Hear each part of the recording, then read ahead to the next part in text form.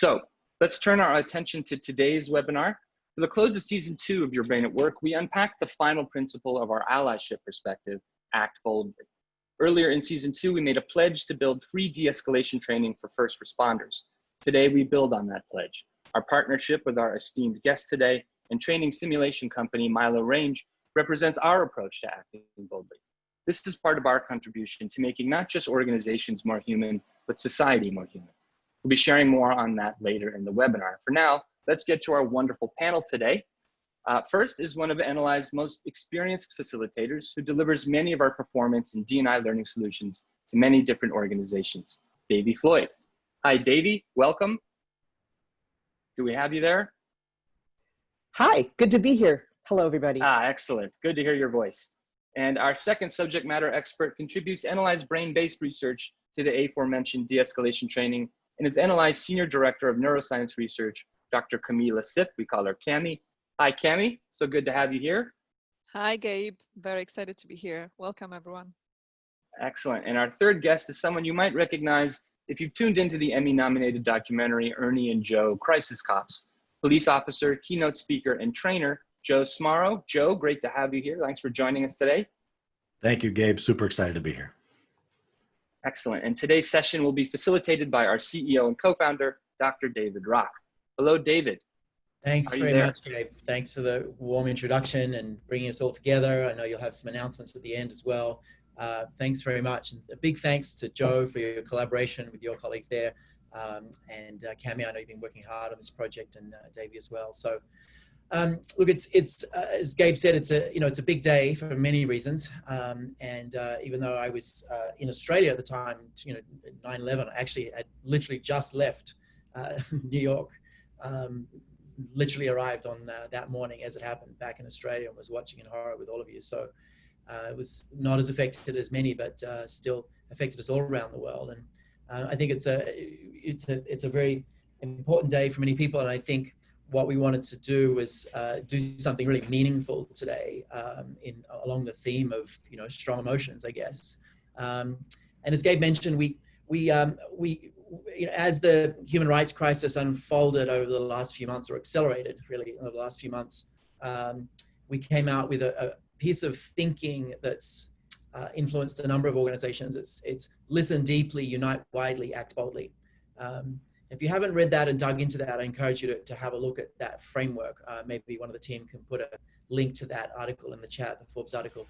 And we ran several webinars at the end of last season on that. Those should be podcasts now that you could listen to, but really unpacking why you need to listen deeply, how to listen deeply, and then also why and how to unite widely. And then a big one was obviously act boldly. And we challenged ourselves and said, what would we do? And I said, you know what, we're going to actually, we know a lot about de-escalation. What we're going to do is finish the research on that and actually find a way to have an impact, because I believe that the work should have a real impact, or could have a real impact, really understanding the science. And we kind of put it out to the world, and Joe and his organization, MILO Range, kind of popped up. And as you'll hear about, we've actually already done a pilot with around 40 police officers and police trainers with some incredible results. Joe will tell us a little bit about that coming up. And later this year, or actually from next month, we're starting to give away free de-escalation training to first responders and law enforcement across the country. So that's actually happening. And what you're going to hear today is a little bit of the sort of architecture of how we've built that, what it is. And actually, as we were doing this, we were seeing something that sort of really jumped out, which is this is incredibly relevant to organizations right now. So we're going to sort of get into the de-escalation science and then hear the story of the pilot. But firstly, I want to start with kind of the relevance and how this matters to all of us right now. For those of you new to NLI, just for some context, we've been here for a while. Actually, we're a 22-year overnight success, as they say. Originally founded in Australia, which is my accent. We're advisor now to over 50 of the Fortune 100 firms and many federal agencies. And as it turns out, we were not affected by the craziness in the federal statements this week around training, because we focus on some different things, on deeper science and less directly on some of the really conflicting issues in that space. But we're working in that space where we've just, as I said, run a pilot. I think, Cami, was about 40 people in the pilot, like in the last 2 weeks, literally. We're going to hear more about it. You were there. I know you were working hard on it. It was quite an experience. We actually have some video at the end of participants. So if you're able to stay on a couple of minutes sort of after we finish, we're going to actually play the video of the actual participants from this program to start with. But I've got a definition. Maybe you can, Cami, you can describe the more scientific definition of just what is de-escalation. I mean, very simply, reducing the intensity of either a conflict or a potentially violent situation. Now we think of, the potentially violent that, really jumps out, but actually there's a lot of conflict that needs to be de-escalated right now in our organizations, heck, in our families and in our relationships as well. There's a lot of de-escalation we need to be better at, because there's a lot of escalation happening as well. Cami, do you want to give us the sort of more technical description of this as well? Yes, absolutely. And I think, can you hear me well? Yeah, it's coming through great. Yes, great.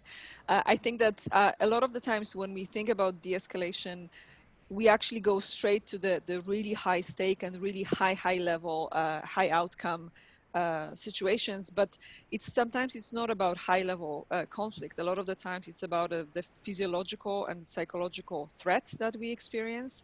And I think that for me, when I started digging into the topic, is actually understanding the levels of escalation and moving from the high tension state, high stress, to at least reduce tension, so we can actually have a more optimal conversation and more control over our faculties when it comes to being able to be rational and able to control our emotions. Right, and so it's not getting rid of the tension; it's getting it to a manageable level. And we've developed some language on that. Thanks, Cami.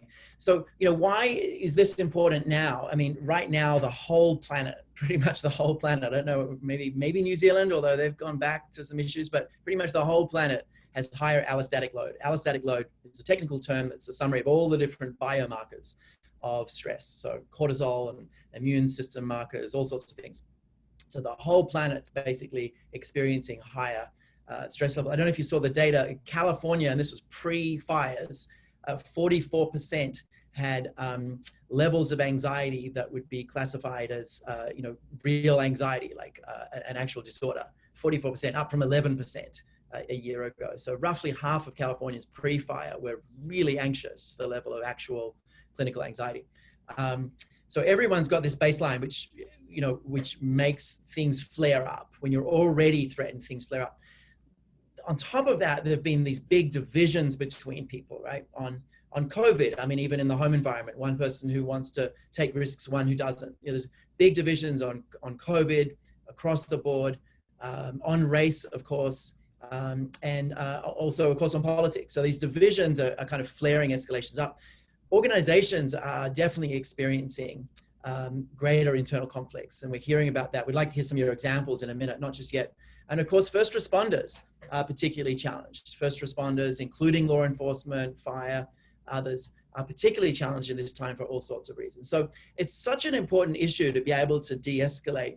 And what we looked at was what can really help. And Cami and Davey will walk us through this, but what we were thinking about was what can really help in the heat of the moment. And you need some language that we call disruptive language, which basically is language that takes almost no effort to recall. It kind of automatically pops up. And so we built 3 sets of disruptive language and then really dug into the cases and contexts, and then kind of tested this and say, how useful is this actually with police to actually use this, which we'll hear about. So Cami, do you want to take us through those 3 and what we built? Yes, absolutely. And I think that that's a really important component for us to remember about not just understanding what happens in terms of escalation, because I think to be able to de-escalate something, we first need to understand what is actually happening from the perspective of psychophysiological escalation for us, on how we react, how we think, what's happening in our body.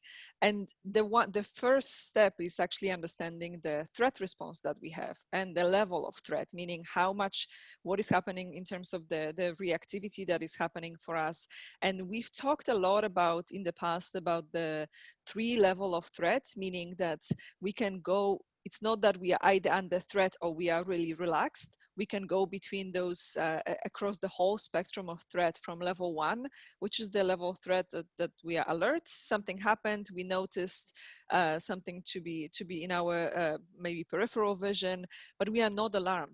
It doesn't create any significant stress response, which means we are still very much aware and capable and able to use our all the resources that we have. Level 2 threat is highly alert and somehow alarmed, which essentially means that we are getting much more affected by the stress that we are experiencing, either physiologically or psychologically. And because of that, our level of ability to be able to be rational and collaborate and slow down our emotional reactivity actually goes down as a function of different neural activity that we have in that situations. And level 3 or level threat at level 3 is actually the highly alert, highly alarmed, which is almost the panic stage that we experience, meaning that there is no more time that we feel, or we don't necessarily have the ability to slow down our emotional reactivity, and we are much more reactive than proactive, which means that at that stage, when we experience level 3, it's extremely challenging to de-escalate ourselves, but also to de-escalate the situation. And understanding the impact of threats and being able to name specific incidents or specific things that are happening for us, whether it's like, oh, I'm at level 2 threat, or I can see somebody else at level 2 threat, can actually enable us to slow down and kind of like jump out of the escalation cycle that we'll be going through. Otherwise, the moment we are unable to do that and we don't have the disruptive language for us to help us zoom out and name what's happening, we are going to go in the downward spiral in terms of the going from level 1 to 2 to 3, and then we are experiencing more of a lose-lose outcome potential rather than being able to de-escalate our behavior and our actions. And the last bit that was David on the previous slide was also for us to understand the escalation. It's also understanding the impact of biases, our lenses that colors how we perceive the reality, which means that biases are going to kick in whether we are under duress or whether we are relaxed. The challenge is that when we are under stress, when we are under duress, the biases that are going to kick in are much faster, and it's going to take us much more effort to be able to course correct after that happens. So those are the 3 components when we think about escalation. 1, understand level of threat. 2, understand and name the threat to be able to slow us down. And 3 would be also understand that we will be impacted, our cognition and perception, by biases that are linked very much to the threat response that we'll be experiencing. Oh, that's great. Thanks, Cami. Yeah. And Davey, maybe we can hear from you a little bit. So, we're talking about, this first piece of disruptive language, which is kind of knowing what threat you're at is, really, really helpful. And then knowing that, you've got to kind of catch it. One of the things that we're seeing in organizations, and I know you've been doing some work with firms on this as well, is that people are trying to speak up more at the moment. And so driven by COVID and just the need for their, for the psychological, physical safety, but also driven by the human rights crisis, people are trying to speak up more. Do you want to speak a little bit to this framework and kind of what we're seeing out there? Oh, you're still muted there, Davey. Thanks. So absolutely. So as people speak up, and we'll know this when you think about taking the opportunity to speak up, you recognize that the different things you say, you feel different levels of anxiety with regard to them when you put them out there in the world. If you're just sharing an idea, maybe, you have not so much investment in it, may not feel so threatened by it. If you're questioning a decision that someone's made, you recognize, okay, I'm questioning someone else's judgment. It comes with a little bit more stress and anxiety attached to it. Separately, then when you start challenging someone's behavior, you see someone do something that looks like it might need correction or some sort of alteration. You feel it physiologically. You feel the sense of how is this going to land? How are they going to react? So speaking up in this particular time when our stress levels are already, our threat levels are already enhanced. They are further enhanced by then the kind of communication that we need to have in the social, political situations that we're in, contexts that we're in. So it really does become a cycle in which we can get ourselves very wound up, and we really do need help to de-escalate, to know how to manage ourselves more effectively, to manage our stress levels, to de-escalate the amount of anxiety and threat that we're feeling. Yeah, that's great. Thanks, Davey. So Cami talked a little bit about kind of the threat levels and the interaction between things. There's also that second habit, which is actually like actively reducing the threat. And I'll just introduce that. Then we can maybe go to Joe in a minute. But so one of the things with threat is it tends to be very social. Obviously there's physical threat, but actually the things that really escalate is when people feel like they're being treated really unfairly. Or they're being personally attacked and put down.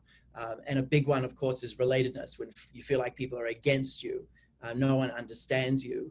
And the really big threats for people are actually when all 5 domains of SCARF are in attack. So, you know, when you know, if you basically attack someone's status and tell them that they're not as good as others, do that in a way that doesn't make sense, where they have no control, and they feel like you're against them, and it feels unfair. You've just hit the negative jackpot, and it's very, very, very arousing. You'll get to level 3 threat very quickly. But the opposite is true. When you can actually send what we call strong positive SCARF signals, you actually turn down the threat. And so a lot of de-escalation is actually learning scripts for how to directly address these domains. Like directly go, you know, relatedness is one that you'll hear from Joe in a minute about. You know, we want to directly address, for example, creating a shared experience and a shared goal to de-escalate. That's probably one of the most powerful things. We want to directly address people's status, that they don't feel like we're putting them down or attacking them in any way. We want to directly address the choices that they have, help people see the choices that they have with autonomy. So, you know, the first piece of kind of disruptive language is definitely 3 levels of threat. The second piece of disruptive language is, which is really important, is sending these positive SCARF signals and seeing where someone might accidentally be experiencing, say, a fairness threat, and then working out the signal to send. So that's the approach that, that we've been taking overall. And then the third chunk, as Cami said, is identifying the biases. And an interesting question came up about, you know, what if someone doesn't want to see their biases? Our view on the biases is if you teach everyone a sticky, disruptive language, then actually it's rare that the individual with the bias ever sees their own bias. It's actually about helping each other with bias. So we're not trying to make individuals see their own bias. You actually can't see much of it, but we're trying to have a common language so that anyone in a team can actually call that out as well. So anyway, that's sort of the backdrop and the sort of the 3 pieces that we've been teaching. What I'd like to do, I think, is invite Joe back. Joe, you want to come back on camera? And you know, we've sort of been talking conceptually, but let's get much more tangible. So we had an experience with 30 or 40 police officers and police trainers. You were there, involved in the delivery, I think in the last 2 weeks. So you know, before the training, tell us a little bit about like, what is de-escalation really like in the field? What is it like? Give us a story or an example of what de-escalation is actually right from the police context. Yeah, David, I appreciate it. It's a great question. And so one that sticks out to me that I use in my trainings is there was a suicidal female who called the police. She waited for her husband and kids to fall asleep, took the firearm out of the house, walked outside, sat in the driveway between 2 vehicles, and she called 911. So law enforcement's dispatched. Obviously, they show up and they stage down the street formulating a plan. And the sergeant on the scene calls me and he says, "Hey, Joe, can you come out here? This is what we have." So I show up a few minutes later. And when I showed up, they were about a block and a half away from the house. And there's probably 7 to 8 patrol cars. Every one of the trunks was open. And I'm seeing people loading up their AR-15s, loading up shotguns, loading up, you know, they're grabbing the shield. And I was like, what is happening right now? And so the sergeant's like, "All right, Joe, what do you think?" And I was like, "I think this is way too much, you know, like permission to speak freely, sir. But I don't know what the plan is here. You know, if we're going to march down the street onto this one woman who's asking for help, I don't see how we're going to have a good outcome here." And so I said, let me just call her. And when I called her, I heavily relied on without knowing what SCARF was. And this is what was beautiful about getting to pilot this last week to be a part of that. But when I called her and I talked to her and I just empathized with her and I shared like just a similar like fears, what I did. And I told her, I said, you know, Brenda, for the case of this, I said, you know, Brenda, I feel scared. And before I could even finish my statement, she said, well, why do you feel scared? And I said, well, because I'm afraid of what's going to happen if all these officers march down the street and confront you. I don't want something bad to happen to you, and I don't want something bad to happen to them. And I said, I know that you're asking for help, and I want to be able to help you. And in that moment, just me saying, I feel afraid, I feel scared. What I was going to say is, I feel afraid when you're holding a gun because I don't want these officers to approach you. It immediately de-escalated the situation because I was able to communicate effectively with her. She ended up putting the gun down, walked out, and it just took that moment of pause to like see the person as a person, not to see the person as like a gun wielding problem. Yeah. No, thanks for sharing that. It's very, very powerful story. And you know, the sense of, you know, the sense of social pain in desperate people is so, you know, prevalent, you know. If you watch the Waco movie or series, which was really scarring in some ways and very scary, you know, the same thing there. People just such strong social emotions, a sense of unfairness driving the behavior, right? Sense of being downtrodden with status. And what, you know, they controlled the situation with relatedness, with trying to find that shared goal. And then it fell apart when someone just escalated externally, and it was a total tragedy. So it's a powerful story. Do you want to? I mean, let's change gears a little bit. You know, teaching this to law enforcement. You know, it might be easy for people to say, "Why would you talk to law enforcement about the brain? Would they be even interested?" Like, what was it like? What was your experience of actually doing that? Yeah, it's incredible. And just one step back quick is for probably 4 years now, I had this realization of like, man, we should really be teaching like just basic human psychology, understanding human behavior and like where it comes from in police academies. Like, you know, police officers are asked to do so much, and yet we don't understand what's driving human behavior. So when this opportunity came up, partnering with MILO and when NLI came forward and said, hey, can we use one of the schools that you're going to be training to pilot this? And it was like, absolutely. This is like dream come true stuff for me. And so we're in the room setting this up, and, you know, Cammie's doing a great job virtually to the class.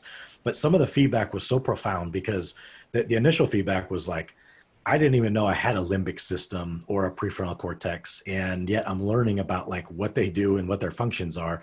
That was the immediate feedback.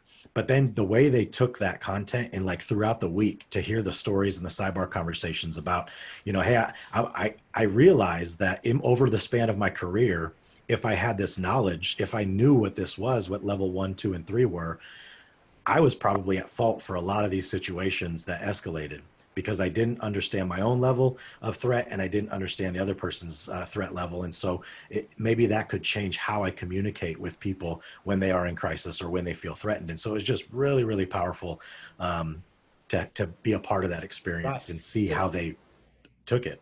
Right. So that first piece of disruptive language, like in the heat of a moment, like it's a simple enough framework. It's not like a ton of science on the surface of it. There's lots of science under it. But on the surface, it's a simple enough to remember framework that you can go, oh, what threat level am I? Oh, I'm a 2 heading to a 3. I wonder what they are. Oh, they look like a 3 already.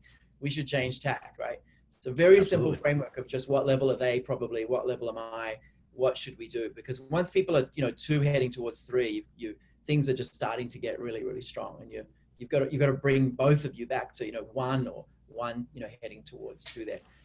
Cammie, do you want to share also what was it like in the program from your perspective in terms of teaching? Yes, absolutely. Thank you so much. And I was just going to thank you, Joe, for mentioning that, because I think that in our debrief after the pilot, we ran the pilot, and you mentioned that even though this was a briefing, it wasn't necessarily a training with like manual, do this step by step. You noticed that on Friday, and we ran the pilot on Monday, the officers were still using the language, which is so impactful. They were saying, like, hey, you're going to put me in level 2 right now. You need to back off. And that is really, really important, because the simplicity of the language that we use with so much complexity of the science that we communicate, the fact that it's landing fast and we can move and change the needle so fast for somebody, just shifting somebody's perception can make a huge difference. And also understanding the contextual aspect. In the story that Joe was mentioning, it kind of like made me think about the specific context. When you think about the law enforcement versus civilian, there is such a power dynamic automatically, and it's similar in a hierarchical organizational structure, boss versus direct reports, that already is projecting and kind of setting the stage. And the fact that Joe actually pulled back from that positioning and shifted the paradigm in terms of how he interacted with the female Brenda, I think she was. It's just profound in terms of just small things. Thinking about this is another person. It's a like human to human conversation. Yeah, it's a really different paradigm. Thanks. Hey Joe, there's a bunch of questions coming up on this, and I want to sort of shift gears slightly. And maybe this is a little contentious, but what do you think the training agencies have been missing, such that we're still having so many tragedies happening out there? Like, what is it that you feel that they've been missing? I think one of the biggest issues is that when we understand the context of culture and understand the culture of law enforcement as it is, so many training academies today in 2020 are doing things because this is the way it's always been done. And so I think we evolve at a very different pace than the society around us. And I think that creates disconnect number one. But what data supports and suggests is that, what the type of training is that officers are receiving in training academies oftentimes is really, it's heavy on the, and this slide really demonstrates that, there's so much energy and effort and emphasis placed on the fear-based tactics. Yes, you understand the law. Yes, you understand, rules and regulations and policies and all this, but then there's a whole lot of time spent on learning how to shoot your gun, learning about tactics, learning how to breach a door, learning about takedown techniques and fighting. And we're not doing a good enough job of preparing police officers to be better humans. And that's not a slight to cops. I know a lot of police officers are great humans, but we just don't have the knowledge set. We don't understand that when we're deploying from graduating from the training academy into the communities, that 95, 98% of the calls we're responding to are just people in need of something. And usually what that something is a listening ear and an empathetic response or a heart to listen to. And that's it. And that really is de-escalation. And so I think the shift needs to be prepare the officers more to understand the brain, human behavior. How can we connect with one another instead of seeing people as problems? Right. There's a comment from Charles Crosby, who's involved with one of the police agencies. And he says 84% of the time spent teaching the police is to look for threats. So if that's what they're trained to do, that's what they're going to do. And a lot of it's fear too, of you're going to die. You're going to die. You're going to die. And it's like last year, 59 police officers were killed in the line of duty by firearm. 228 killed themselves. And so it's like, we have to be willing to take an honest look about how are we responsible for the problem that's happening. Yeah, and no, it's David. Yeah, Cami, please. Oh, sorry. The one thing that is this contextual aspect, and also the fear-based and looking for threats. I think that was something that we also mentioned in the training, the double whammy, right? Like our brains are so designed to look for threats from a survival perspective, but in first responders, whether those are law or police officers or firefighters or EMTs, like they are never called when things are going right. Nobody's calling them to say like, hey, come to the party. No, they are called to shut down the party. So it's almost like the double negative that they are going to action or to respond to the calls, that makes it so much more difficult from a psychological perspective to unplug and try to kind of like de-escalate, because they're already escalated. They're already at level 1 most of the time when they are getting called in. That's right. Just going to work, they're starting at level 1 and probably spending a lot of time at level 2. So the 3 threat levels is a really important foundation of disruptive language. That's kind of the first piece. The second piece is really the how do you actively de-escalate, and SCARF provides a fantastic reminder of what to do. And then the third piece is maybe a little less in the moment for you personally, but a little bit more kind of about building protocols between partners and between squads and between people to support each other, to reduce bias, and also to plan ahead. So one of the best ways of reducing bias is what we call an if-then plan. So, if I turn up and someone looks, in distress, then, try communicating first, for example. So if-then plans will reduce bias ahead of time. And for those of you who haven't seen it, the bias framework we have is also very disruptive in the sense that it's really sticky. So it's a really sticky framework for being able to see bias as it happens and call it out, not just necessarily in yourself, but also in each other in a team. And maybe, David, do you want to come back on? Maybe you want to talk a little bit about the framework and some of the insights you're having, and Cami as well. Let's, spend a few minutes on this, and maybe we can answer some questions on this too. Sure. Certainly when people are under stress, as you've said, they will default to these biases that come naturally, or that are well rehearsed in their minds, even if they're not aware of it, right? Because most of this is happening below our conscious awareness. I think one of the questions that's come in that I'd love to have us talk a little bit about is what some of the techniques are to de-escalate some situations. I know not only in a law enforcement or first responder sense, but also in our organizations, as you mentioned earlier, in our homes around our Thanksgiving tables, right? The energies and anxieties are turned up. And I see several questions in the chat around how do we begin to de-escalate some of this? And so I'd love to hear you and Joe and Cami talk a little bit about that. Yeah, absolutely. Some of the practical things. Cami, you want to go first, and then maybe Joe? I think so I can refer to almost going back to two steps. One, the if-then plan that David, you were mentioning. When I was doing some of the training to see what it's actually like to go through some of the simulations with MILO Range, I realized, because I wanted to understand what does it feel like from a police officer, some of the situations that they are experiencing, so I can design a program with that in mind, not projecting what I think it's happening. And I think that I realized the if-then plan and the level of communication between officers before they go somewhere to address a situation, it's already happening. So adding that language, meaning that the two officers are deciding, if this happens, you're going to do this. I'm going to take this part of the interaction. You're going to be handling another part of the interaction, especially if they are partners in the same vehicle. And I think that incorporating some of the knowledge that we are serving in terms of like checking in with each other, what level of threat are you in? What level of threat do you feel like? What is the most triggering thing for you, for Scarf, for example? Is it when somebody's questioning your authority and the status kicks in? Or is it when somebody questions your fairness, when they say, oh, you stopped me because I'm X, or you stopped me because I did this, not because something else? And I think realizing those and almost having that in a preparation while approaching the situation can already put down some of the threat and reactivity of officers. And another, sorry, go ahead, David. No, you go. And the other thing is that I wanted to come back. Somebody mentioned that, oh, they called the police officer and to de-escalate the situation, and the police officer was angry already. And I think that speaks to me. Yes, they are human. They reacted with the frustration, but there is also a symptom of the fact that they don't necessarily may have had all the tools, like Joe was mentioning. If you don't know what's happening to you, you're going to go with the most natural instinct, and out of fear, anger is the next step.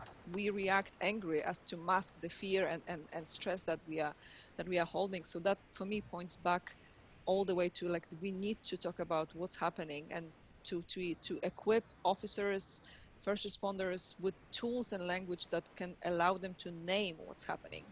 And I want to make a comment about that, and then we'll hear from others. But because someone was asking about this, the word disruptive, what do we mean by that? It means disrupting a pattern, disrupting the normal pattern. So disruptive in the sense of giving you the ability to kind of take a pause, like, oh, that could be that. Let me just pause and try this instead. So it's like some language that has you see something and kind of bring you to consciousness. It's almost like if you're eating food and you had no word for salt, and then suddenly something was salty, and now you have a word for salt. You know what's going on. It's like, oh, that's salty. I know what's wrong here. It's salty, right? And now you can do something with it. So in a similar way, this language, because it's simple but based on deeper work, should come up in the moment many times. And the power of any tool is how often you use it. And what we imagine with this is particularly 3 levels of threat and Scarf are going to be used just about every day. by police officers in consciously and unconsciously. So become a part of their like fabric of how they see the world. And then bias probably many times a week. David, do you want to comment some more? And Joe? Yeah, I think practice is what makes this work. And I would say we're talking about this in the context of first responders and law enforcement, but these same principles apply across the board when we're dealing with anxiety in our interpersonal lives as well as in our organizational and corporate lives. Conflict is inevitable wherever we are, and it can produce really, really magnificent things. And understanding how to manage it, beginning to use the kind of disruptive language that NLA is introducing really can help everyone across the board to better manage themselves when they're in a state of crisis and threat. Joe, do you want to comment as well? What have you found has been really helpful? People asking for kind of practical things. What can you do to really de-escalate in the moment? What are some of the techniques that you use? Yeah, I think understanding the power of this whole, especially in law enforcement, this paradoxical shift of power and authority. We know as police officers when we show up that ultimately we have the scene to control, discretion to make, and all this. But in my world, especially in the mental health arena, anytime it becomes time to make a decision of, okay, I have to take you to a hospital. So let's just say that I'm dealing with someone who's suicidal. By law, I have to take them in for treatment. But when they say, no, I'm not going with you, this is a very important moment because now they're challenging my authority.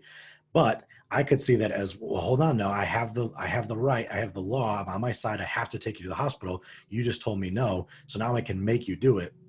Or what I do is I say, look, and this is where that shift comes in. I want to empower the individual because what I understand about human behavior is anytime a stranger walks into your home and says, okay, you have to do this, anybody's going to have a strong reaction to that. I would, we all would. And so I empathize with them, but I say, look, we don't have a choice as to whether or not we're going to leave to go to the hospital. We have to go. I promise you that is going to happen. But here's what you get to decide.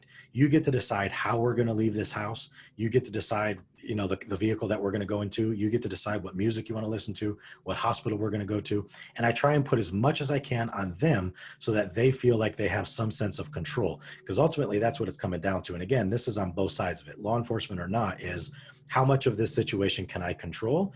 And then that's going to play a big role into how am I going to respond, especially when I'm not operating on all cylinders if I'm in crisis. And so just understanding that shift, I'm going to make the decision, yes, but it's easy for me to go in and say, did you just tell me no? Like, no, we're going to go. I'm not going. And now we're like, I go snatch them up and we're in this use of force incident, all because someone challenged my authority. It doesn't have to escalate, right? We can pause and sit back and just say, okay, well, I must not have enough rapport yet. Let me rely more on the SCARF model. And now I can see how I can leverage this relationship and I can build rapport to get more relatedness, or, you know, I can leverage their status or let them see us as equal parts in this and that.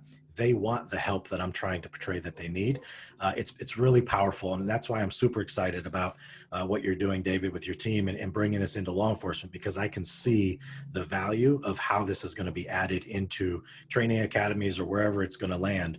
But I can see how this is going to really impact not only the individual officer for their own self-awareness and wellness, but how it's going to change the way they interact with their communities. Right, absolutely. It's you know, autonomy is such a big one, right? So often an overwhelming stress is overwhelming because you feel out of control and that you feel like you have no choices. There's a lot of research on this variable of feeling that you have a choice is huge. In fact, you know, there's a lot of studies like from decades ago, but you know, in an aged home, they gave people on one floor just 3 simple choices, like which plant, where the bed was, and what art.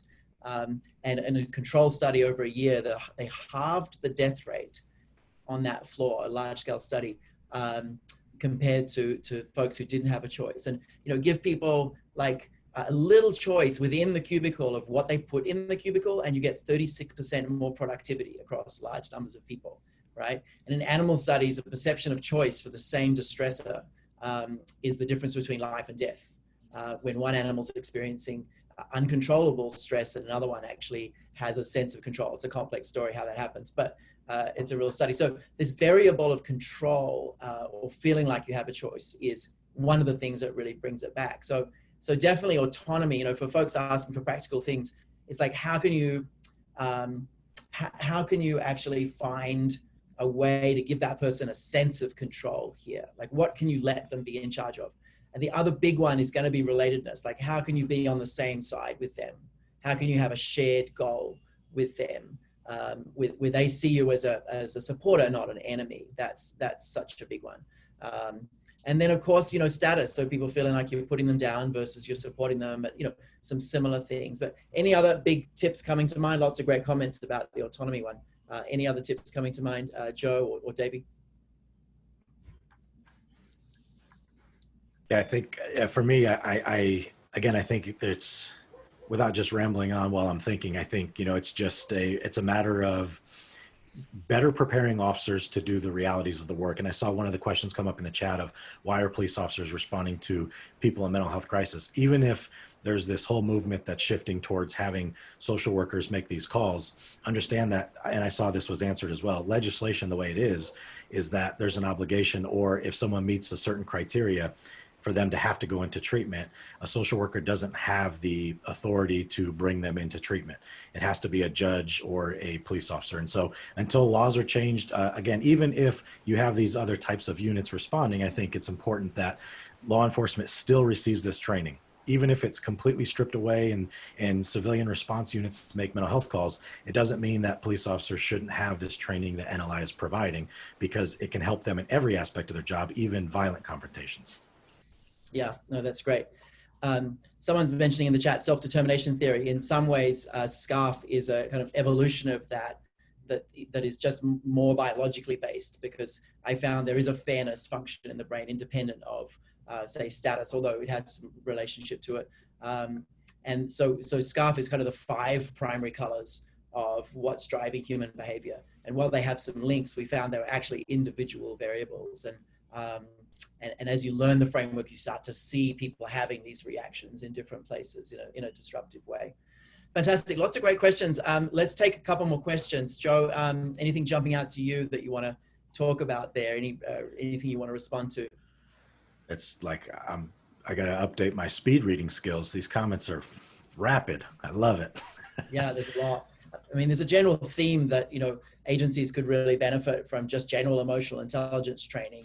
I mean, I think what we're trying to do is more powerful than that. I mean, I agree. What we're trying to do is provide not just a general knowledge and understanding of human emotion, but actual disruptive language.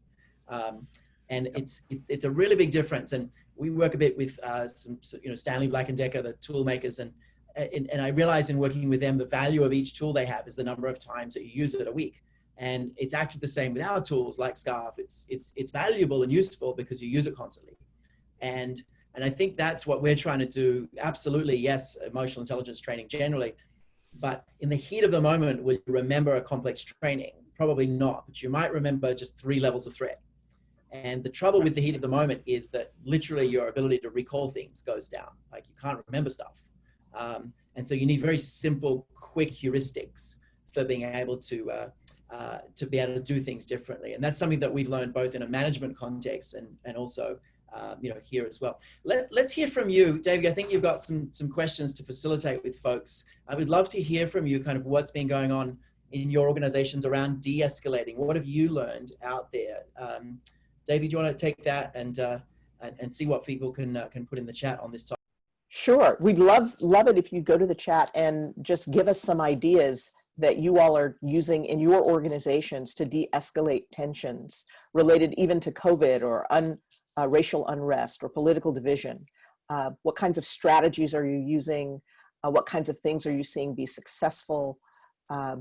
Would love to hear some of that. And I see something, Kristen, thanks for getting us started, reminding people that we all have a common goal. Absolutely. And I think being able to work toward a common goal is fundamental to our feeling related to one another. And when we feel related to one another, we feel some similarity with one another, we are much more likely to empathize, to see ourselves in the other person, and immediately that begins to provide some kinship and some community. Some other things, social engagement, opportunities to talk to each other and keep the level at homeostasis rather than sort of stimulated and activated. Another beautiful thing, just working on relatedness, particularly now in this time when we are so socially distanced. It becomes really important to reach out and connect with one another. Other things that we're seeing, asking and listening with empathy, very important. And I want to go back to the SCARF model and just say that when we're in situations where we are activated and we're dealing with another individual or group of individuals, recognizing that in the same way that we have SCARF triggers, they also have SCARF triggers, that we're not operating in isolation, but actually that they have needs for status and they have needs for certainty and autonomy and relatedness and fairness in the same way that we do.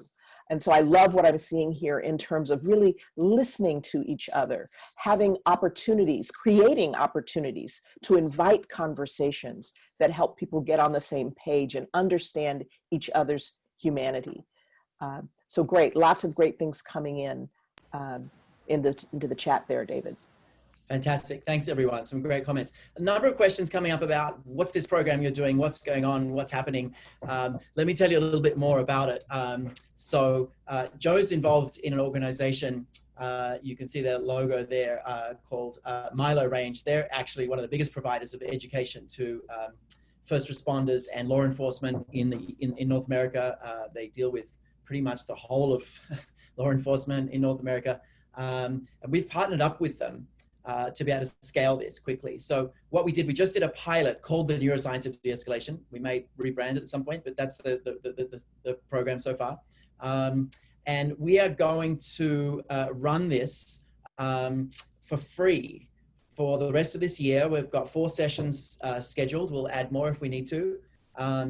This is free. It's only free for people from law enforcement and first responders. So we're not inviting folks who are not law enforcement or first responders. They can be trainers in that space. So if they're educators and wanting to learn this work. So these programs are free. Now we will send out a link afterwards in the follow-up email to that. There's also going to be in a moment, we'll have a poll come up and you can select this option if you're a first responder, and then we'll automatically follow up with you. I'll explain the poll options a bit more in a moment, but we will make sure we get to you if you're interested in that program, but we don't have kind of a public landing page or anything just yet, but note to self, let's get one up. It's happening, it's real, it's a one-off session. Joe, Cami, do you want to talk a little bit about the program itself, kind of the structure of it, just give them the folks an overview for a minute or two? Yes, absolutely. So the program is designed right now for 90 minutes. It's a 90 minutes briefing that is interactive. We are going through discussing the science behind and the disruptive language, but also in partnership with Joe, who was one of the actors in our videos in collaboration with MILO Range. We've actually designed and used quite a few videos to show visibly how the different level of threats and SCARF can show up in interaction between two people, between law officer and a civilian. And those are really important because the audience can actually relate and see like, oh yeah, I've been in this situation. I realize it kind of like makes the connecting all the information much easier between the understanding the science, but also how it shows up in our general behavior. And again, it's a 90-minute session, it's interactive, and it's going to be, I'm delivering this with Joe and also Joy from MILO Range. We are doing this in a little bit of a partnership to go back and forth and have the conversation going from different angles and translational aspects. And it's being delivered virtually at the moment, so 90 minutes virtually and free for first responders and law enforcement, and these are the times and dates. So we want to get the word out. This is the official launch of that. We're also aware that organizations are interested in this work, and we have a solution called Voice, which is the neuroscience of speaking up, which contains very similar work and goes into de-escalation. So, organizations who are interested in getting people to speak up and encouraging de-escalation, Voice is a fantastic solution for that. So we've got the poll up there. So if you haven't seen that already, there's a poll of sort of different ways that we can help follow up with you. But let's just close off with a couple of things, and then we're going to show the video. So we have time to show the video that Joe took of actually post the program, which I think will be really exciting. But let me just share a couple of things before we do that. Joe, stay with us, and David, stay with us. Just want to kind of help folks think about kind of what to do from here. We still think that this is a time for all leaders to listen deeply, unite widely, and act boldly.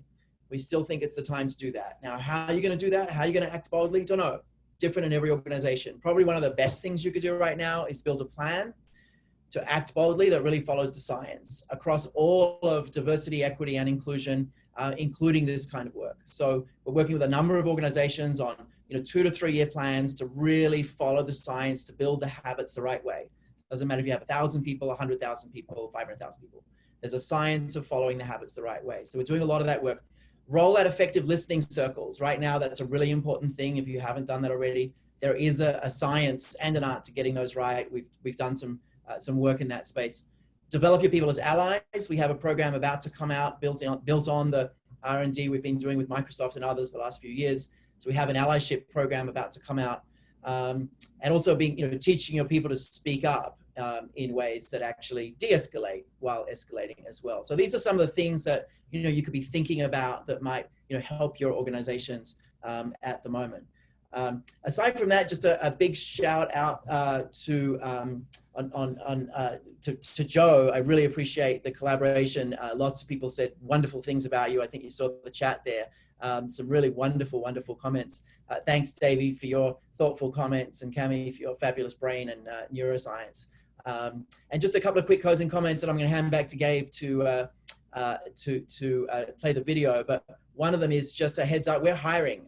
Not many people are. We are growing. We are 200 people strong and hiring again. It's been a busy time for us. So very senior people, mid-level people, entry-level people, across the board, all sorts of people. So in many locations as well. So just a heads up there. And hold the date, 10th to 12th. In fact, literally the summit site just went up in the last hour. So maybe someone can put that link in the chat, but you can be one of the first people to actually see the summit site. Literally a whole 3-day conference on Build a Better Normal coming up. So thanks so much, Joe. Really appreciate it. Davey, Cami, Gabe, everyone. Thanks everyone for your attention. We'll leave you with this video and look forward to seeing you next week, where we're going to have an equally, maybe not as emotional, but definitely important topic. Thanks very much, everyone. Take care of yourselves. Thank you. Thank you. Thanks, everyone. Thanks, David. Thanks, Cami and Davey. And of course, Joe, thank you for your work and your incredible impact on law enforcement. Also to the team in the background that makes this production seamless. And thanks to all of you for attending, both on Zoom and LinkedIn Live, on YouTube. I hope you get as much out of this as we do. We always love hearing from you. We've seen so many wonderful comments coming through, supporting each other, not just sort of the panel that you were seeing today. We also appreciate your feedback. If you'd be willing, we'd love to hear what you thought of today's webinar with a 1-minute survey. We also love to hear what you'd like to hear as we launch into season 3 throughout the fall. So there should be a link coming in for on the respective platforms. Wanted to share just a few virtual events coming up that David was hinting at. On Thursdays at noon, we run product demos. Next week, we'll be sharing a brain-based approach to building listening sessions. So that's been coming up a bit in the chat. David was just talking about it. And this is so central to building an environment of psychological safety. And as I've mentioned, if you can't get enough of your Brain at Work Live, we'll be back the same day next week, Fridays at noon. And we'll be sharing how we can manage performance management in a VUCA world with one of our newest colleagues at NLI, Rob Olander Crane. So be sure to register now to hold your spot. And lastly, you can hear those Friday sessions like we do today on demand by subscribing to our podcast, Your Brain at Work. And that's available on the platform of your choice, Apple, Spotify, Google, you name it. So that concludes our formal presentation. But as David mentioned, I want to leave you with a testimonial video of the pilot program that Joe ran in Shreveport, Louisiana. As a heads up, it's about 3.5 minutes long, so hopefully you have time to see the whole thing. We hope you'll stay tuned. It's a beautiful video, very inspirational. So I'm going to see if I can go ahead and share that with you now. So bear with me just for a second while I get that up. Okay, here we go. So I'm just going to say our goodbyes now, and we'll see you next week, I hope. Otherwise, enjoy this video and have a great weekend. Bye, everybody. You know, it's an evolution in the police department to recognize the things that have been lacking as far as the relational situation between the police department and the citizens that we serve. I came in here knowing how to talk to people already, like in a base sense, just from my background. And what really affected me is I learned ways to better communicate with people. We learned a lot about, the brain, the amygdala, hippocampus, the limbic system, your prefrontal cortex. A lot of things that I did not think they would be teaching a bunch of street cops. It is invaluable. It's like that commercial where they say it's priceless. When you have something like this, a skill set that they are bringing forth, it literally gives the whole reasoning behind why we're dealing with what we're dealing with. The more that we can understand the situations that people are dealing with, the better tools we have so that we can assist them when we're responding to these types of calls. So the more knowledge we have of mental health, human behavior, we can better, assist these people so that we're going, this isn't just a drug-induced, issue that we're dealing with. This is something beyond that. This is something that may be long-term, that maybe this person's been dealing with since a young age. There was a part of the training where we were discussing the human brain and the different parts of the human brain and how those parts work. I didn't know much about the human brain, especially when they started talking about the frontal lobe and the part of the brain that's responsible for the executive decisions, for memory, the cognitive function. But they taught it in a way that I could understand it, and I feel educated after knowing that, and I know more about the way our brain works, about the way their brains are currently working in that moment, and you can kind of tailor your conversation to how you know they're feeling. And when you figure out, it's kind of like when you're a little kid and you tear something apart to see how it works, and then you put it back together and it still works the same way, you're like, whoo! It's kind of the same thing, because when you keep making the same calls to the same house, and you end up taking the same person to jail every time, after you get training like this, and you figure out why they're doing what they're doing, it may have a different outcome, and you may never have to go back to that house again. Now that I know that, it makes a lot more sense when I'm dealing with people of how their brain is functioning, and also some of the tactics, techniques, and procedures of how to proceed with those calls, some of the questioning that I may ask to maybe de-escalate that individual, versus saying, okay, I just got to go in, full force, handcuffs, and get this person to where they need to be. I learned a lot more how to communicate better. I can learn how to pick up on certain cues of what kind of mental illness they may have and how to communicate better through that avenue, rather than just kind of giving it blanket statements. Just having this alone, you'll see long-term wise, the payoff at the end, you're going to have a safer environment, not only for your officers, but also for your community as a whole. Because your officers are going to be treating the community different, and your community will start respecting your officers and what they have to do job-wise and what they need to do to take care of things and make them safe. This is eye-opening to bettering our services and understanding what's out there and how we can best help and facilitate a better relation between the police department and the citizens we serve.